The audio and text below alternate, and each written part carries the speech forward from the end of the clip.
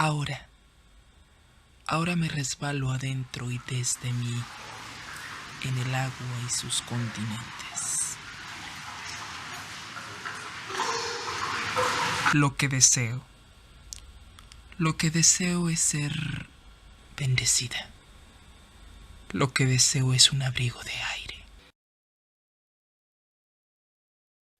They were all there for the swimming, standing both sides of the river, lining the bridge, staring down at the place, a wide pool where the water showed black and deep. They cross-bound her, tying her right toe to her left thumb, and vice versa, making sure the cords were thin and taut. Then they threw her in. To float was a sure proof of guilt. They hooked her. I would curse them from generation to generation, down through the ages. Hey, Mark. Hey, Charlie. All right, another winging it. Here we are. Another evening, another adventure in, I don't know, spontaneous winging it conversations with artists. Art conversation. Art It's conversation. the best kind. Yeah. Tonight we are talking to Irene Loughlin, who I've known for more than 30 years. We were at OCA together when it was still known as OCA. And Irene has gone on to get a master's, I think, at U of T, and went out to Simon Fraser University as well. She's done performances all over the place, around the world. So yeah, Irene, primarily known right now as a performance artist, although I think she also does drawings and video and stuff. And Here we are. welcome to Winging It. Hello. Hi, how are you? I haven't seen you in It's been a long time. in person in like many years. Can you Yeah. hear me? Yep, yeah, we can hear you. I was just telling Yes. Mark it's been probably 30 years or more since OCA I'll turn my days. sound up. Yeah. Uh, Okay, there we go. All right, can you hear us? That's much better, yeah. All right. Yeah, so I was just telling Good. Mark it's been probably 30 or more years since OCA days. We're all young and wild. Oh my God, you look the same though. Thanks. So do you, right? We all like a few more wrinkles and Yeah, thinking about myself. A little bit of gray. You can't see it, but yeah. it's there. Me too, yeah. Yeah. Is that your art in the background? No, this is actually Casey McGlynn. Oh, Yeah. amazing. Yeah.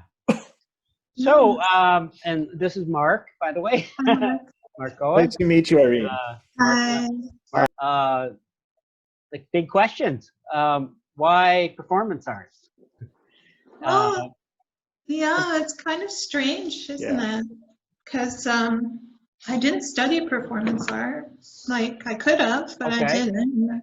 So you didn't take courses with Susie Lake or anybody like that? I don't No. In the 80s, we were in school, right? But I studied painting and drawing. Okay. And then, but even in school, like my friends would like get me to like be the person in the video because you know they had to hold the cameras and do all that stuff, and I was oblivious, so I would be the person in their videos. I wasn't the standby like extra person just standing around watching, right? Right. Well, a lot of those people in our group that we both knew who did video and media and experimental stuff. And and performance. It's interesting because I did performance with Susie Lake for 2 years, and but I didn't carry on with performance. And here you are, and you've and I never did it. It's been like a large part of your career as an artist. Yeah. I guess I started doing it, like I was always around performance artists. I remember in the 80s, like Monty Kenson, I used to go to his performances at the Funny Farm. And so when you say the Funny Farm, are you talking about Gord Monahan's place up in No Yeah, problem. in the late 80s, I guess. Midland, yeah. I saw Okay, that cool. performance. Right, right. Yeah, yeah. I've been there Yeah. recently for the Electric Eclectics Festival. Oh, I'd like to Yeah, go back there. yeah, yeah. Very cool place. Yeah. So what Amazing. grabbed you about performance, Irene? What pulled you in once you got started? Started doing it. I think it's just the immediacy of it. I really liked thinking about composition and creating an image. And so it's using the body performance to create an image. I guess I studied in Vancouver. And so with that generation of the women photo conceptualists, like Vancouver Right. School, I guess. Yeah, Right. Yeah. photoconceptualism, I studied with those people. And so, I had often thought of the image as a like photograph and, in, Jeff Wall's work, there's always like bodies and people like enacting scenes. Also, the film industry was always an influence. I worked in the film industry in the early days, and now I'm doing it again somehow. Full So, circle, eh? Yeah. yeah, so in my 20s, I was working as a scenic painter. So, you see the background of the staged image and then how it's constructed. And I just always thought in those terms, I guess, from my background as a visual artist. So then it wasn't that much of a leap, and I like the magic of it because it's very immediate. Like I have an image in my mind that I want to kind of work with, but it unfolds kind of on its own, and there's an element of risk and surprise to that kind of immediate creation. Well, and much of it seems somewhat confrontational, and by that I mean like dealing with social norms and Yeah. Which is risky. Yeah. That you don't know how, especially if it's not a performance space where people know what to expect. And you've done performances, in Grand Central Station, other public spaces in other cities, and that just by its very nature is confrontational. And it seems to me that you're interested in taking on some of the social issues that are, what's normal, what's normative, what's acceptable. Yeah. So I'm wondering if that type of performance art actually lends itself, that it's already outside of, what would be considered, like entertainment kind of performance. Yeah, I mean, I guess I worked with different images surrounding, I think, like representing things that I didn't see represented in the art world, or like experiences that I had as a person with that was, had a disability, was neurodiverse. Neuroatypical, I guess is the word. Back then there wasn't. Yeah. There wasn't a word for that. We didn't have the language then, did we? No. So it was always like trying to not seeing my experience reflected anywhere in the art world. Felt like. Right. So and that's probably why, not in like media in general either, right? Yeah. Or definitely not in positive ways, right? Yeah, very kind of stereotypical, and so it was like kind of working with those ideas of trying to create other images, or and I also lived in the downtown east side of Vancouver for many years and worked there, like did community-based work, or I worked at an artist-run center for persons that had mental illness, and I was a member there, and so we did work around issues that were affecting the neighborhood, and so it wasn't it was kind of like just, I guess a lot of artists react to their environment. So it was basically just my environment. I was kind of commenting on things that were going on around us, and a lot of stigma. So kind of trying to deal with that. And so a lot of the images that I made in that period of time were like dealing with trying to represent depression, or how people saw people that were neurotypical, I guess. There's a lot of stigma, even in the art community. Sure. For the gallery, like it wasn't really very accepted. It was pretty marginal, you know. But over time that changed. But sure. Well, even just talking about emotions, or you know, non-typical mental states is pathologized and not seen as a part of the normal spectrum of human behavior or activity. Yeah, yeah. I still pathologize myself. Oh, You know, it's I think I think there's a lot of parallels with other people that have dealt with being marginal, I think. So, La estrella con su reflejo maldigo los azulejos, destellos del arroyuelo, maldigo del bajo suelo, la piedra con su contorno, maldigo el fuego del horno, porque mi alma está de luto, maldigo los estatutos del tiempo, con su bochorno. Both your art form and your themes seem to me to require a great deal of personal courage, because you're expressing yourself in a manner that, you know, take some of the typical visual arts, painting or drawing or sculpture. The artist isn't present in the same way, right? As the artist is who is doing performance.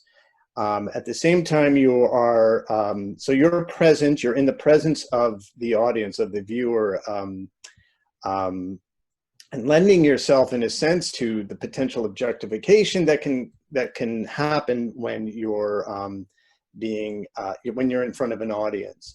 But at the same time, you're challenging, and that's scary enough. To me, that would be very scary and challenging.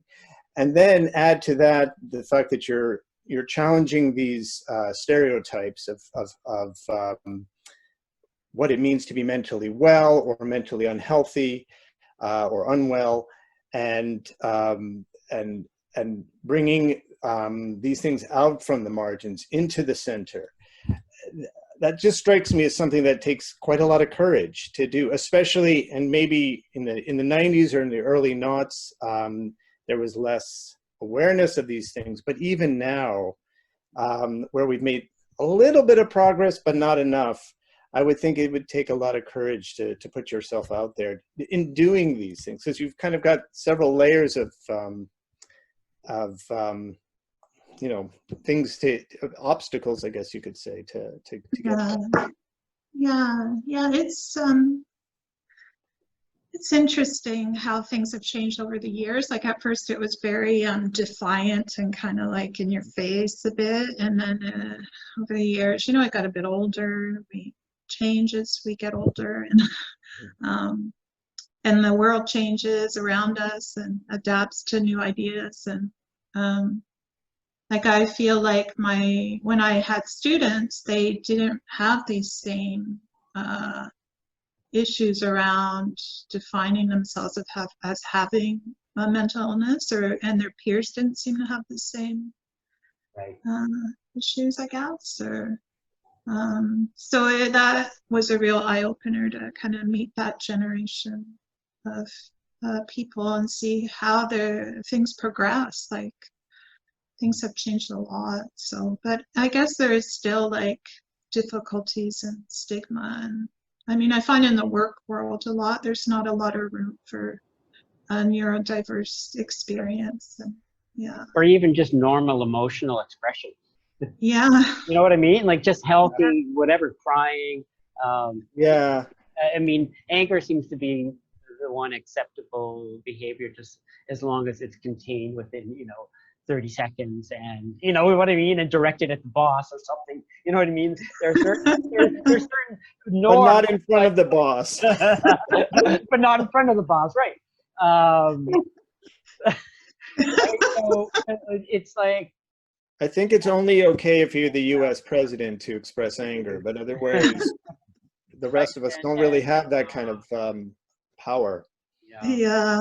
I mean, I feel like the work world's really based in competitiveness too, right? Like we're all in this capitalist system, and the way, if there's any diversity, it's really not productive in terms of like, I mean, I think that diversity can help us learn a lot about how we function as human beings and as groups of people. But I guess it slows down the capitalist wheel, right? Right. So I'm wondering though, when you conceive of your performances, like how do you prepare yourself? Like I've watched some of them, and I'm uncomfortable. Like 15 years later, watching you, lying on a sheet of plastic in a public square, and I'm like, I feel vulnerable and worried for you, and like so you must have like had to really prepare, or did you just say, fuck it, I'm gonna do it no matter what? That's a defiance. I guess there's an element of defiance of wanting to kind of produce something, but also wanting to contribute, like to produce an image that people might not come across ordinarily, probably not. Right. And actually, something poignant or like that helps them to think about the space, how it could be used. I often think of my body as a sculpture, and the environment. One of the Irish performance artists defines it as the installation.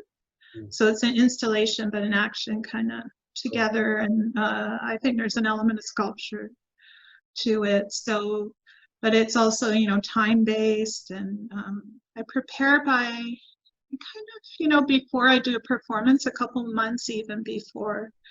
I think about it a lot. Like it's almost like the studio is like the thinking process, and I often think about it as this kind of projection or like fantasy of how it's going to play out, which I think also is part of my neurodiverse experience. So it like I can adapt that to my work.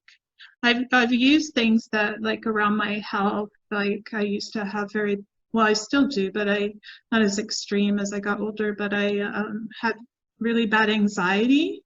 And then I would when I would perform, I would start to hyperventilate. So then I learned to use it actually as a metering way of tracking time through the performance. And making it visible took the shame out of that way of being, that you're really not supposed to be like that when you're doing some public performance. Or I mean, it's happened to me when I lectured, and that's not really that great either. But then it's also almost like an act of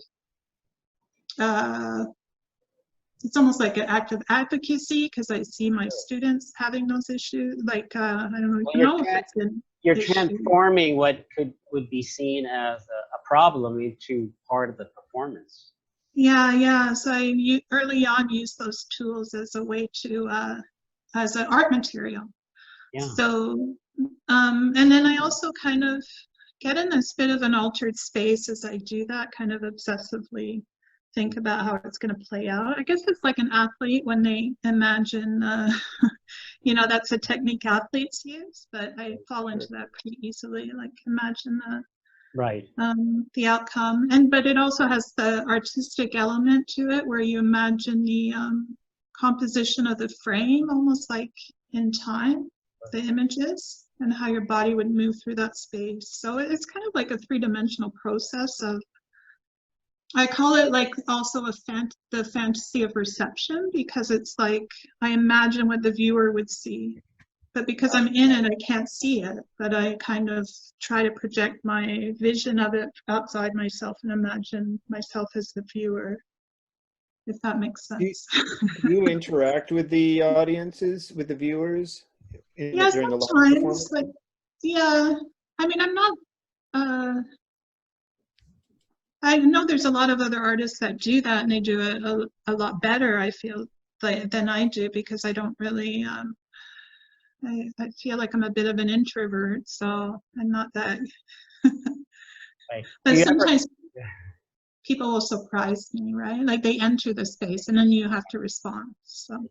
right. Mhm. So do you ever rehearse? Did you ever rehearse the parts of the performance, or is it all Yeah. fresh and like, I know in your mind you're kind of doing a mental rehearsal, but do you actually physically practice the way someone would do a theater piece? Or Not really, like I don't really rehearse, which maybe is good, maybe not. Like there might be elements that I kind of play with, or like even technical things that I might play with a bit, but a lot of times I don't. I have this friend, oh, what is that?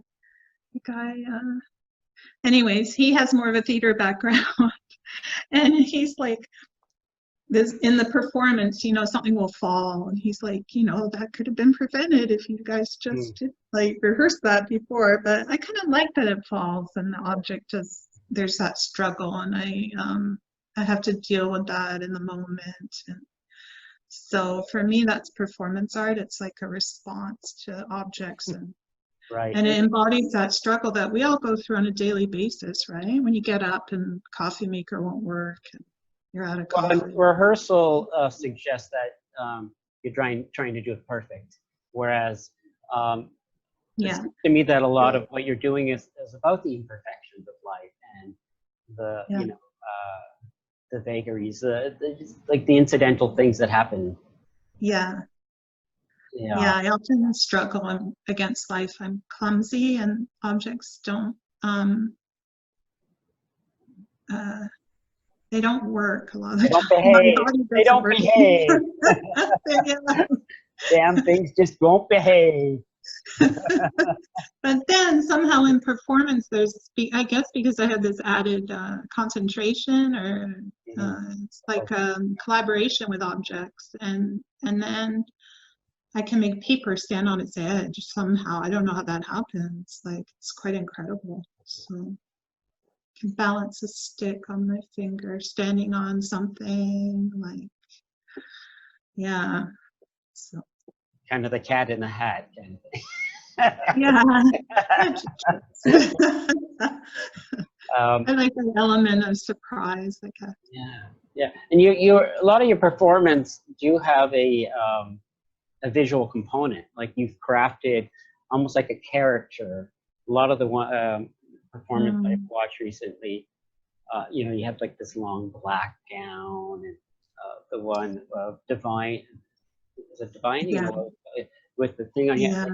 So to me, it just I love it because I think of Bosch or Bruegel or some kind of medieval pageantry or something. It's so evocative. Thank you. Yeah.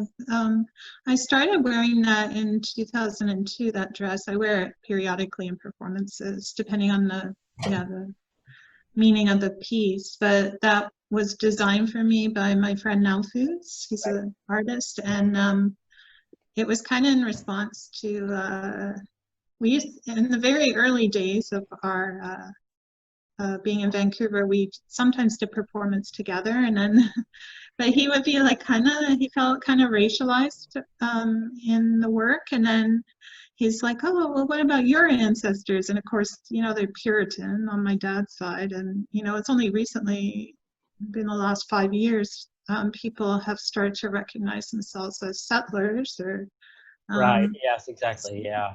Yeah, so that dress is kind of Puritan style, and it, I guess, is for me to see myself as my ancestors, and to see myself as how I'm kind of artificially in this natural space, and then also to see myself and allow, and invite other people to see that we are settlers on this land, and So that we have this history, but it's just, you know, it's like I haven't explored that a lot, but in my work, but just even that beginning point, I think maybe is useful.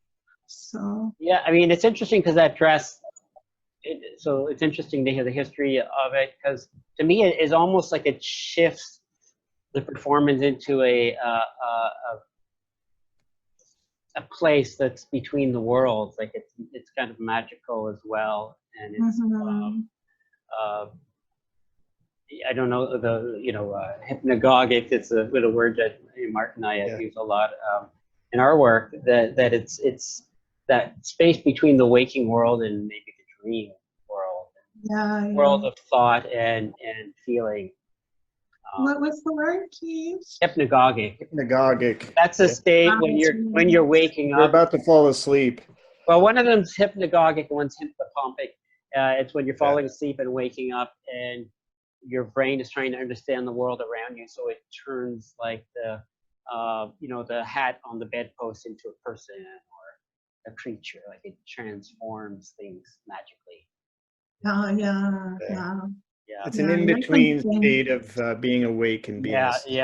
So seeing some of those performances, there's this feeling that, first of all, you're in a trance, or you seem to be in a trance, and by watching it, like some of those images, like people are taken into dreams, right? The one you've done by Grand Central Station, I sat down and weep, but I'm assuming it's based on the Elizabeth Spark book. Like when you see that image and you're walking by, like it can't help but bring people into some kind of altered state to see that experience, not just seeing it. I feel like I've had people tell me that they feel like they kind of go into that space with me, a little bit of a trance-like space. Watching the work. So I feel like it kind of encompasses everyone in the room. That's what I hope anyway, because we need those spaces of dreaming and alternate experience, I think. That liminal space between this highly structured reality and something much more fluid. Do you actually enter a trance or some kind of translate state in your performances? Like I feel like I just kind of, I don't know what they would say. I mean, if you pathologize it, it's like dissociating, right? Right. Or daydreaming, spacing out.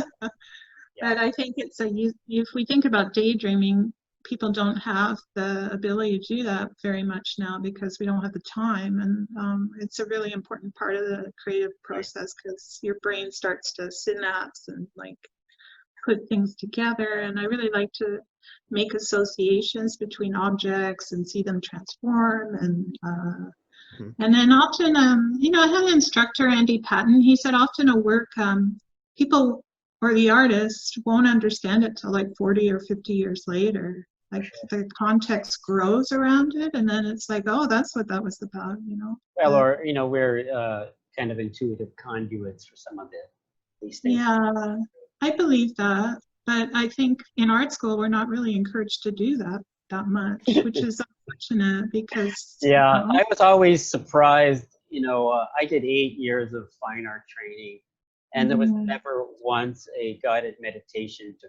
calm yourself and focus more deeply. I thought for sure by the time, when I went to art school that we'd be trained how to be present, and never, right? Yeah. I mean, I guess Giacometti, is that the artist? He said that we need a balance between the poetic and the conceptual, and I think that's really true. Like, estás en tu sala, doblegada en las manos del viento, molida contra el arrecife, a la muerte del día. In your living room, are you bent in the wind's hands, grinding against the reef of the day's death? Pour yourself into a fissure on the ocean floor. take the shape of this place. Hold still.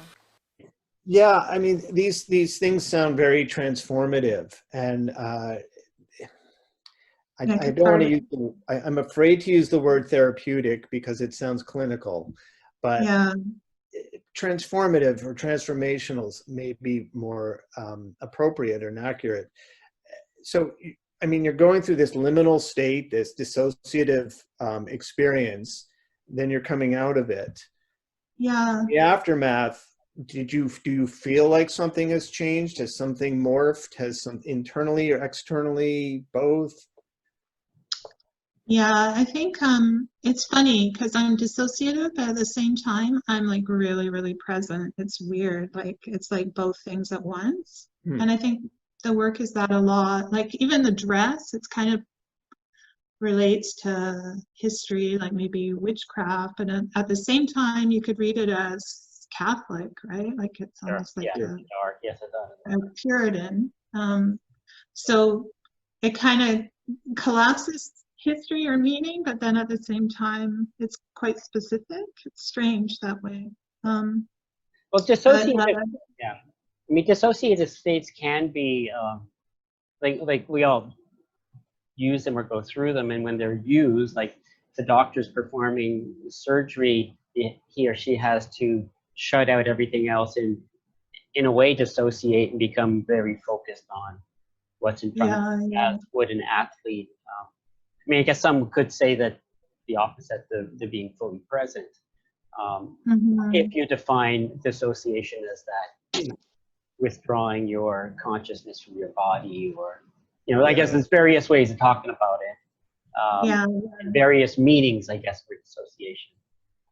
And I think in terms of the work, is it cathartic, or the effect it has on me? I feel like, I think over the years I've seen so many works and participated in festivals and then done my own work, and each experience kind of brings you to a new place, I think, or changes your body too, because it's an embodied practice, and I hope it has that effect for others and just in general.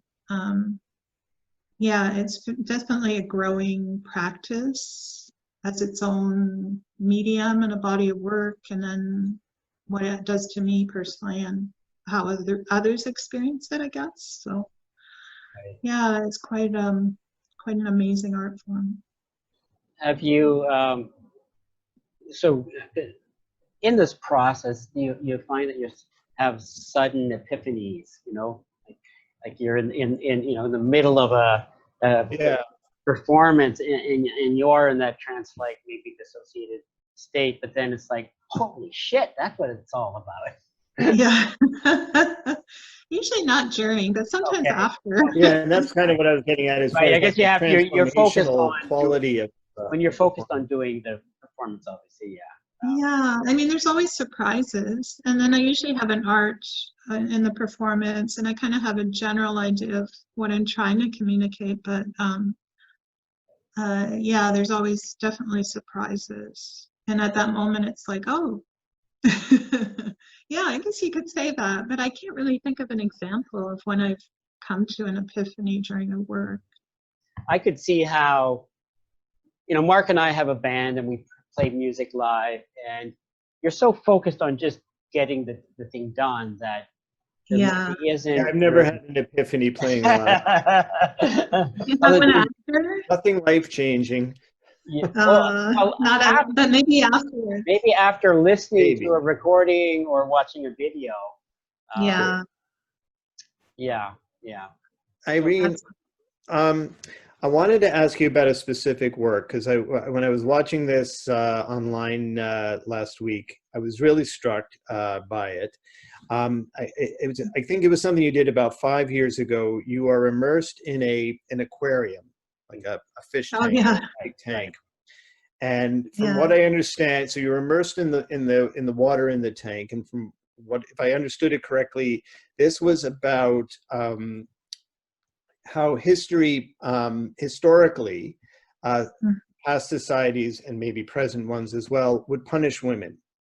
And I think there was some associations with the history of witchcraft as well. I can't help but think of things like Salem and as well as Great Britain in late Middle Ages, early Renaissance, and so forth. And if that is correct, if that is what informed that work, I mean, I found that image so poignant. You're immersed in the water, kind of floating back and forth. And this work, it worked so well, both in a literal sense and in a metaphorical way. And I was just wondering if you could sort of walk us through the process of how you came up with this idea and how you came to end up performing it the way you did. Yeah, I mean, I think that work is based on historically, like when women were accused of being a witch, they were if they were thrown in the water, and then if they then they were a witch, or they weren't a witch. Sorry, no, they drowned. Oh my God.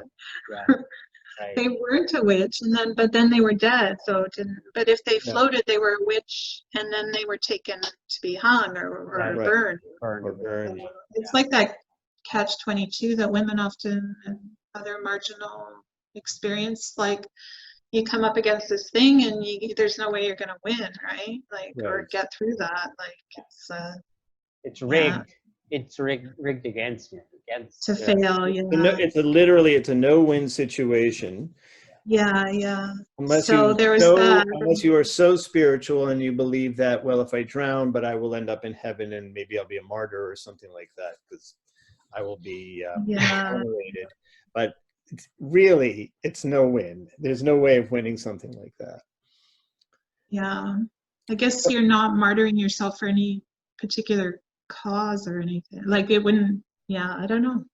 But I guess with that work, I did that in Costa Rica. It was performed, and I was living in Vancouver, and it was based on the poetry of Pat Lowther, because I knew her daughter Beth, and she had a lot of like water images, and she had been the victim of like domestic violence, and her poetry is like really incredible. So Beth read some of her poetry, and then I had it translated to Spanish, part of it. So a friend of ours read the Spanish, translated and read.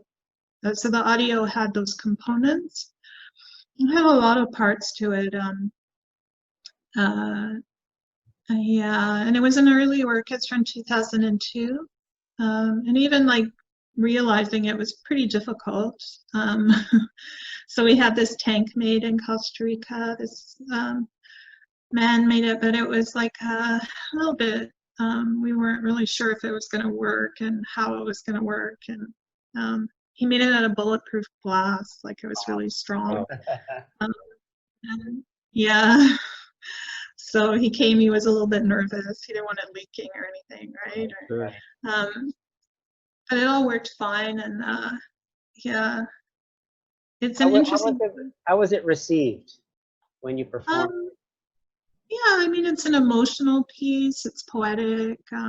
It was received well in Costa Rica, So I've always, for some reason, like I've done a lot of work in South America and been welcomed there. And I don't feel like, the emotional nature of the work was never an issue there. So it's like a welcoming kind of space. Cada cabeza es un mundo. Solo esto protegido, como joyas u ova, un cáliz de hueso liso, una cuna de agua. En algún momento en toda jornada, con intención o sin querer, uno llega a alguna andrajosa orilla de agua.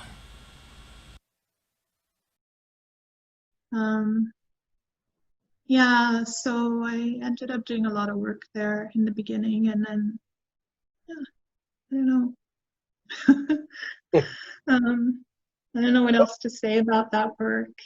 It was like one of my early works, and it was pretty intense to kind of have it realize it, but it was a challenge in it, and it did, I was able to, and the video itself is almost like an artwork, like how it is, I guess. With the layering of the text and the sound. Yeah, the documentation. So sometimes I turn the documentation into its own artwork, if I can, you know, like I like editing and all the elements of that, so yeah. I always like to ask artists who inspires them. So I don't know if other performance artists or just in general, what inspires you? What gets you, kind of lights your fire to make more art? Well, lately I've been doing a lot of walks here. Like when COVID happened, I found myself alone. Luckily, in a friend's condo. Like it was really actually unusual and beautiful situation for me to be in, because our back faces the Dundas Peak.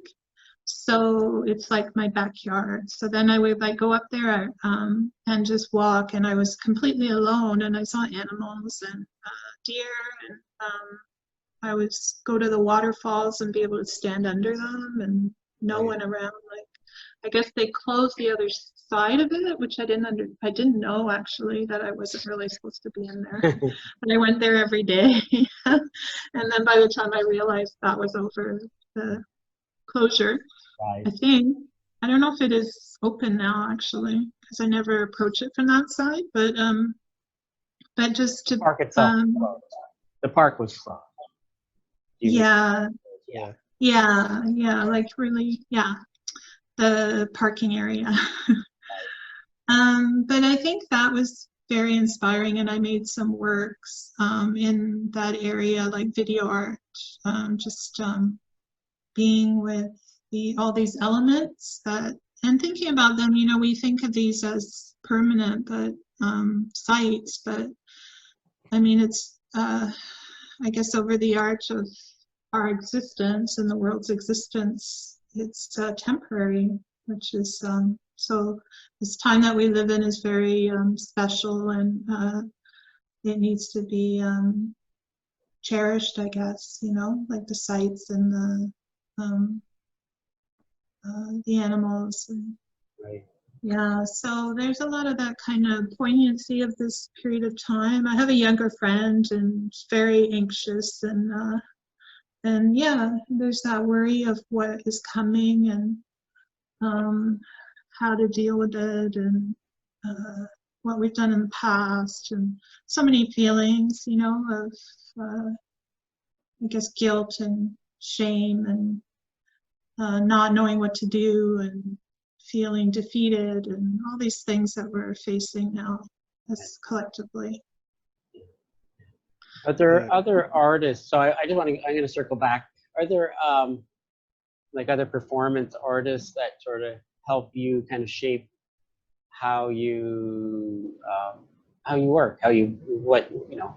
I mean, I you know, when I look at my drawings, I could say, okay, that's, you know, so and so's influence, that's so and so's influence, that's so. I'm just wondering if you have that kind of clear cut. I mean, I guess it would be the people that I was in community with. So that would be like Rebecca Belmore was someone that I went to performances, and she was part, like several of her works I saw live. And then my friend Nalfus, who does performance and other mediums. I guess I've been to Ireland, and the performance artists there, Alistair McLennan. So some of my ideas come from those conversations with people. Alistair, for example, you know, he said that a performance artist before a performance, they kind of they're almost like a receptor for all the experiences that you have and people that you meet up to that point, especially if you go to a different country, or so that kind of becomes part of the well, your body is like the material, but part of the experience of the work, I guess, or it informs the work somehow. The performance, it's very mysterious. But so he talked about that, and then earlier we were talking about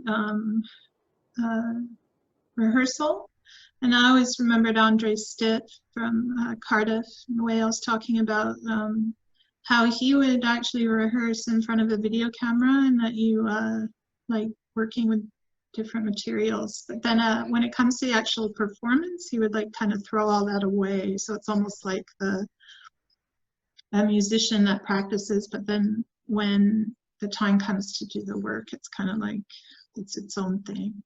Yeah, if that makes sense. Right. So it's rehearsal practice to really keep the instrument in tune. Yeah, right? yeah. Keep your fingers So nimble, or your cool. Yeah. He would practice in front of a video camera, and then like, well, not even practice, but experiment with materials, and then see through the video camera what it looked like. Right. Whereas I don't really do that so much. I kind of more have this fantasy, and then just it unfolds the way, or it will look the way it will. But I think he had more of he was more able to control that outcome by doing that. So yeah, interesting, different ways of working. And I guess I feel like spiritually a lot of people have affected me over the years. And then you know, I was at a festival with Carolee Schneemann. She was pretty amazing to spend time with, and yeah, she talked about the ritual aspect of performance, and right, exactly, right. Yeah, I definitely see that in some of your pieces.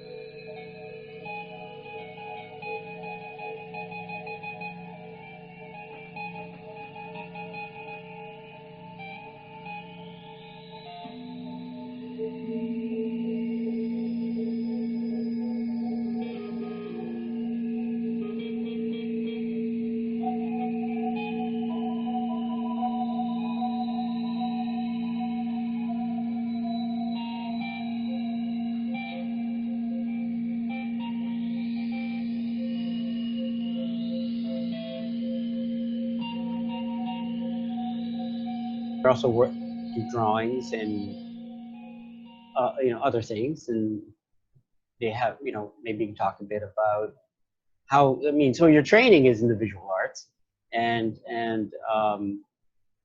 I recently saw one of your drawings, which was fabulous. I'm wondering if you talk a bit about, you know, the more visual art, graphic stuff you do. If you're, you know, how much you're still, you know, working in those media. yeah. Because you can't be doing performance all the time.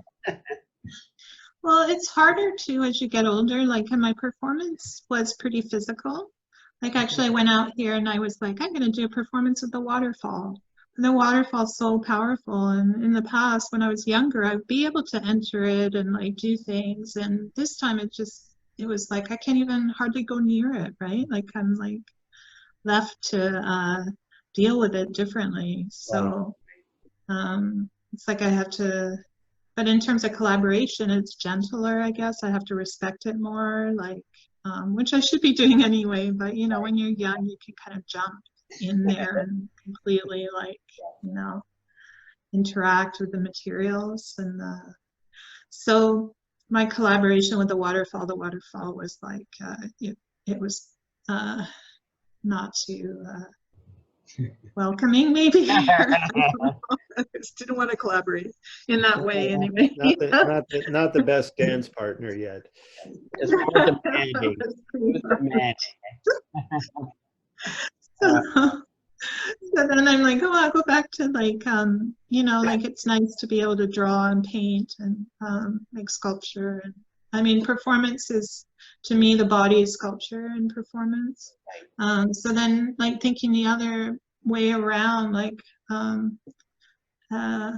maybe sculpture's the body, you know, in some ways. So it's like trying to work with that idea. Or but yeah, my drawings are pretty intuitive. They're pretty, I don't do under drawing. Lately I've just been doing watercolors, enjoying the brush strokes. So I guess they're also very what's the word, phenomenological. Phenomenon. I can never say that word, but they're process based. Phenomenological and improvisational, maybe. The process based, right? Yeah, kind of like very body centered, like yeah. Sure. Yeah. So it's like I just kind of enjoy the motion of and the process of it, and then the drawing comes from that. Right. So there's the physicality involved in your drawing and paintings, as there is in your performance. Obviously, a physical dimension, physicality. Yeah. And also, I guess there is a little bit of that trance-like thing going on too. But Sure. I guess the concentration. Do you think all artists have that, or? Yeah, when you're in the zone. In the zone, yeah. Being in the zone. I don't know. I mean, there are certain art forms where it takes time to build up and enter into, whereas for drawing, I could, you know, draw for 5 minutes and walk away and come back 2 weeks later and be in the same place. Whereas, you know, there are certain things like music, for example, there's a flow to it, and I imagine performance is the same. There's a flow to it that if you know, someone knocks at the door and you walk away and come back, it's you know, you can't just pick up where you were. You have to enter back into it. Yeah, I had this problem with painting. I just was impatient. I always wanted to be done. Like, did you ever feel like that? You sit down, you want to really. Oh yeah, that's why. Oh yeah. We both draw, I think, for the same reason. We want to have a sense of accomplishment as it's happening. Whereas with painting, you know, there's certain kinds of painting where it all happens, you know, and unfolds quickly, but usually you have to build up and, you know, paint. There's layers with paintings, but even with drawings, I find maybe because I'm getting older and I have less patience for everything right now, and with COVID happening, you feel even more of a sense of like, I've got to get this done. I find that I can't draw fast enough, and I can't complete a work fast enough before I'm 6 works ahead in my head, and that's not a good place to be. Because again, the point is to be here, to be present, and to be focused, and to be in that zone. But it's a little harder right now to do that. But yes, as far as what you were describing with painting, yes, I feel that way with drawings often as well.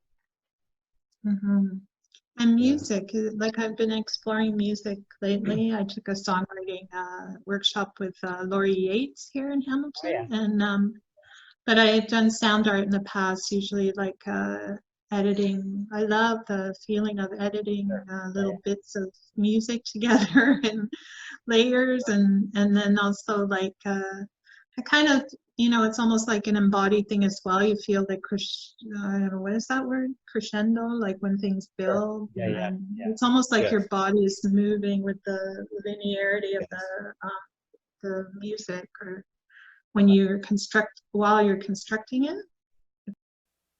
Come find me and keep me from leaving my body to its closed throat place. Hold me in place, slap me awake, carve the air into alveoli, a branched and tympanic query. Teach me the song again, I have forgotten the wordlessness.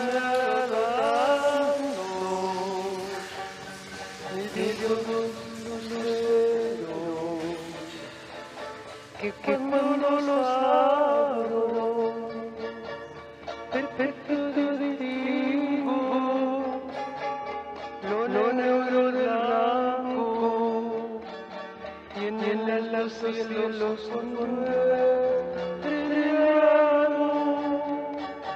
en las multitudes del hombre que yo amo. Well, we should probably bid you adieu soon, but just wondering if there's anything else coming up, any performances, art shows, anything. Besides the dances with waterfalls. Dances with waterfalls. Oh yeah. Well, I've been mostly in like studio mode, so I made about 4 or 5 videos, and so I don't really have plans, but Right. I'm sure they'll manifest soon. So yeah, I need to go into editing suite for the video as well. So. Okay. Nice. Sound art, I've been making, want to make more sound art, so yeah. So Well, Irene, it's been great catching up with you, chatting with you. Maybe we'll get down to Hamilton before you go away. yeah, And, that would be great. Yeah, I I'm got just got a lot of friends in Hamilton these days, so yeah, yeah. it's my hometown, but yeah. Yeah, it's good. There's stuff going on. I used to work at Hamilton Art of Think, so their Abadar Kamgari is the director there now, and she's really great, really interesting work. So that she's been doing there. So yeah, come on visit. Yeah. Come on down and visit. For sure. Come on down. Hamilton. All right. Well, on Yeah. that note, Okay. Irene, it's been great chatting with you, and Yeah, it's so Thank nice you. to see Thank you so much for coming on with us tonight. yeah. Yeah, thanks for Great asking pleasure. me. Thank you. And I'd like to hear more about your work. So maybe come to Hamilton, we'll go for coffee and stuff. Absolutely. Oh, I'd love to. That would be awesome. All right. Take care and stay Okay. safe. Yeah, stay safe. Okay, thanks, you too. Have a good night.